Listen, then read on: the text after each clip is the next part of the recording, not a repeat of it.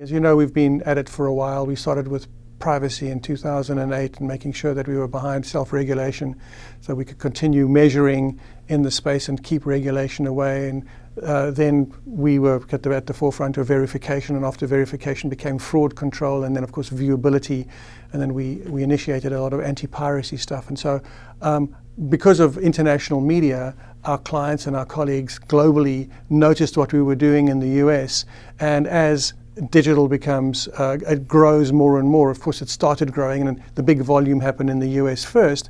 But as digital grows around the world, and complexity sets in the same way as it has here, exactly the same problems occur. Fraud is an issue if it's not controlled.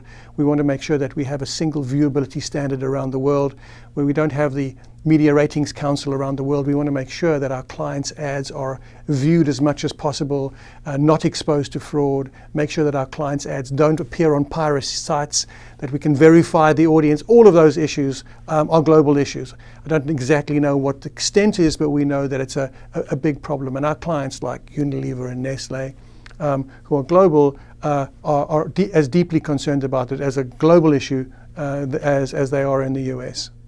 So what are the tools? It sounds like a daunting challenge. What's the road ahead?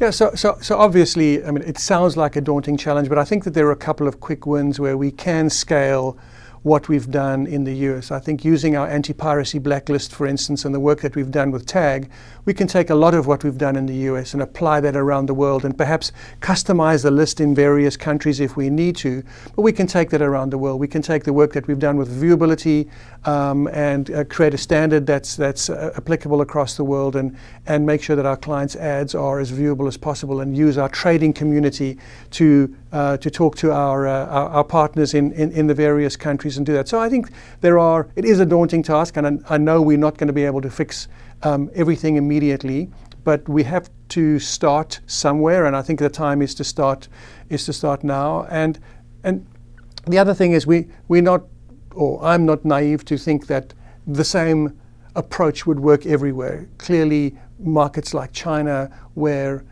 much of the ads are still first party served by the publishers, clearly the measurement isn't in place for us to do sophisticated verification and viewability measurement yet. But we could tackle things like third-party ad serving wherever we possibly can, and we know that it'll be hard initially, but I think we need to start somewhere. So we realize we'll probably take the top 10 or 12 markets and start there, and probably cover probably 80% of the digital spend.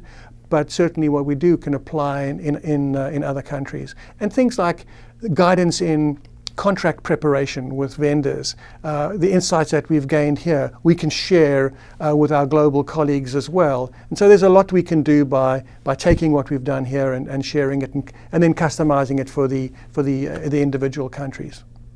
So John, we're going to be gathering in New Mexico just next month, and what are your thoughts about sort of the climate, if you will, around digital advertising? There's all this talk about ad blocking, broad viewability, and so on. Some people say there's a big flight to safety. That's a big part of Google and Facebook's growth. Mm-hmm. There's a good bit of fear and concern amongst the marketers, as you well know what the ANA has been saying. Where do you think we stand in terms of sort of the global, I mean, this is hard to say, but the kind of the global attitudes towards digital and the problems that we've been talking about? Are people optimistic? Are they nervous? What do you think? Yeah, I mean, I think a large part of my appointment as kind of brand safety officer has been so that we can give our clients transparency into the digital supply chain and make sure that they get the best quality that they can in the digital supply chain. We know, because we've been dealing with the ANA on this for 2-3 years, they're deeply worried about fraud. They're deeply worried about how viewable the ads are. This year, our joint board meeting between the ANA, the IAB, and the 4As was all about ad blocking. And so I think that there's a great deal that needs to be discussed and that can be done. And for instance, I don't know, my message to publishers and people at New Mexico would be that if we don't get the quality and of the experience right for consumers in digital, more people will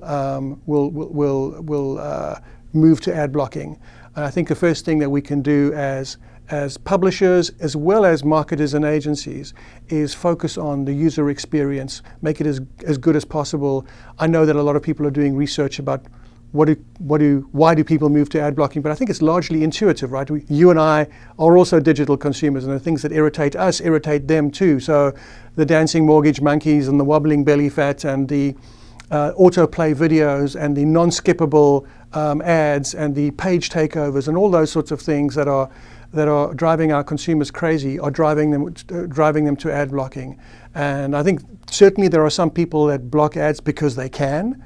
But I think that there's a certain number of people, and I would think the majority of people are blocking because of the experience.